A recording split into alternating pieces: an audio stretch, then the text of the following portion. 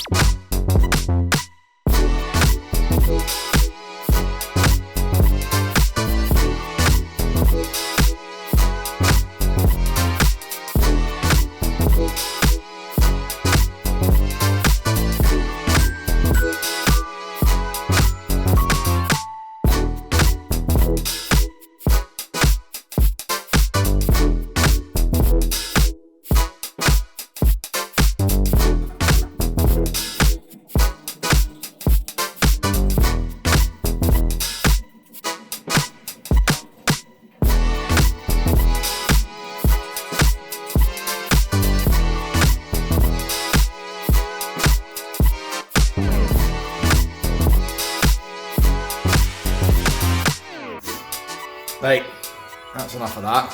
Phase one is more or less complete. So that is everything that I can reach without making a mess in black paint. And I mean like black chassis paint, obviously. Proper tough stuff.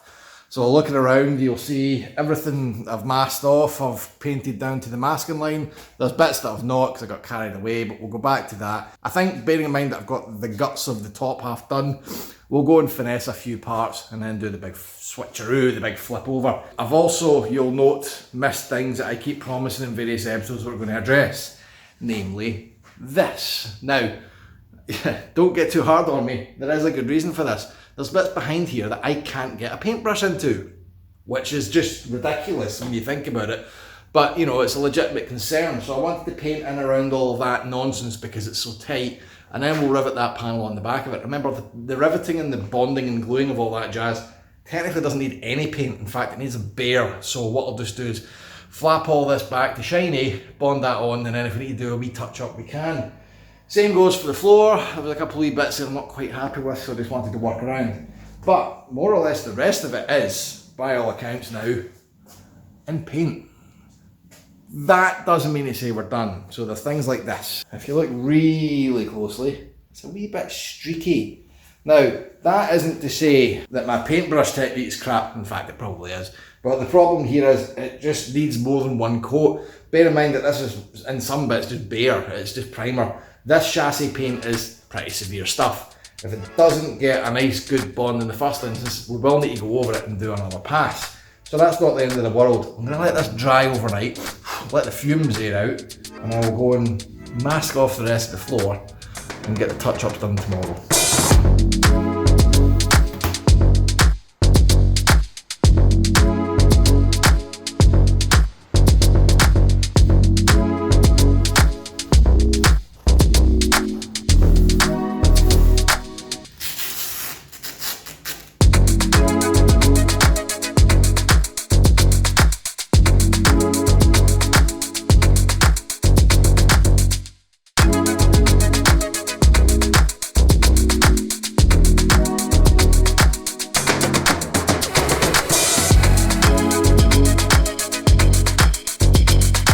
day 2 of painting. Done a bit more masking. To tell you the truth, I think I've spent more time masking than I have painting, but you know, sometimes you need to just put that effort in just to get the finesse right. The painting doesn't actually take that long, but we're just going to go around all the bits on the floor, paint up to the edges. I've left a wee bit of gap on the masking tape just so that I know I've got a good bead of paint from where the chassis legs end onto where the glue is, and it's all sealed up. So I'm going to carry on with this, and then that'll be my last brush, so I'll need to get more brushes, and then it's going to be a time for flipping the chassis over. Again, that'll be a tomorrow job because I've got the unit all to me myself, which is great for peaceful painting, not so much when this progressively heavier chassis needs to be rotated. Also, I'm starting to really run out of the old chassis paint, but this big litre tub's done me well. This was the TVR I bought this for. Anyway, I'm running out of interesting things to say. I think this is possibly the main reason why I have taken so long to paint this, because I've been trying to work out how to make it a tangible episode, because there's really nothing to talk about. It's just, you know, here's a paintbrush, here's paint, look at all the bits in painting, isn't this interesting? No, it really isn't, but I guess it has to be done. And once it is done, then we can get into some more interesting things. Maybe I should talk about that right now. Okay. So the more interesting things, that includes the following. Putting this back together for the final time, because once it's painted, we don't really need to take anything out again. So that'll be good. I have had a bit of a thought about that. I think once I start to reassemble the chassis, I'll need to put a bit of thought into what final bits are going on it. So for example, the brakes. And I've been humming and hawing over that because brakes are, you know, a fairly safety critical thing. And I've got the old units off the MX-5, but they're very, very crusty looking.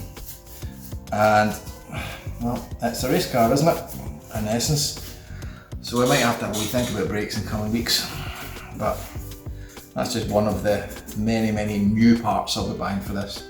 And yeah, we're meant to be doing this for $1,000 or $2, but let's be honest, I am putting my life quite firmly on the line trying to spank this round, not kill in 60 seconds.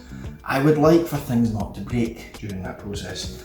Old used parts that have been on a car for well over 100,000 miles and then lying in a unit or two for several years now probably are not conducive to safety. You may find that we spank the budget moving forward, and that's not to say we couldn't reuse the parts, more that I'm just not gonna because I'm not a maniac.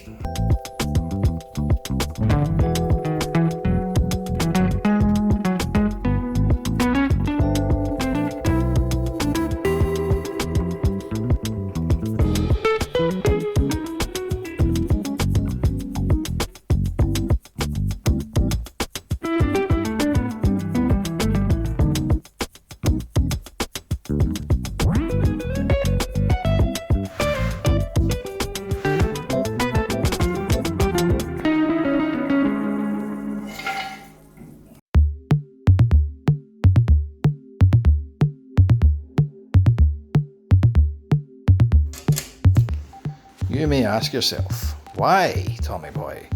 Why have you not riveted in this bit? Because the car's sitting upside down. Well, that's because maths was never really my strong suit. And it still isn't, because I've mismeasured the aluminium that I bought to do this flooring. And I don't have an offcut that's the right size for that. So I think I'm going to have to go on eBay and just buy one tiny wee bit, because I don't need a big batch of it, because it's just that bit left. The transmission tunnel's just going to get the foldy sheety stuff, not the big stiff plate stuff. So yeah, we'll come back to that. Like we come back to everything, but we'll come back to that. Like, nobody's perfect. He's a break, alright? It's been a long day.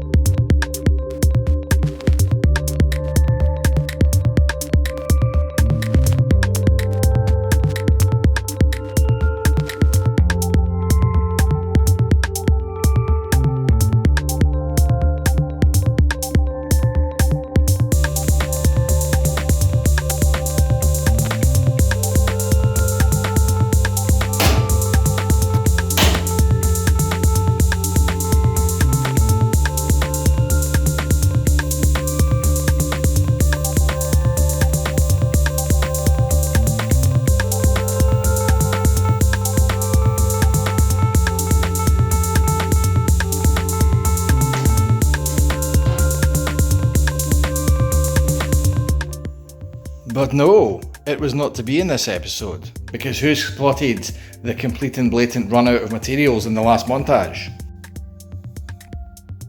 Yep, that's right. This build has actually used over 200 countersunk rivets, so I'm going to have to buy yet another pack, and I just, for the sake of putting this last panel on, you know what's involved.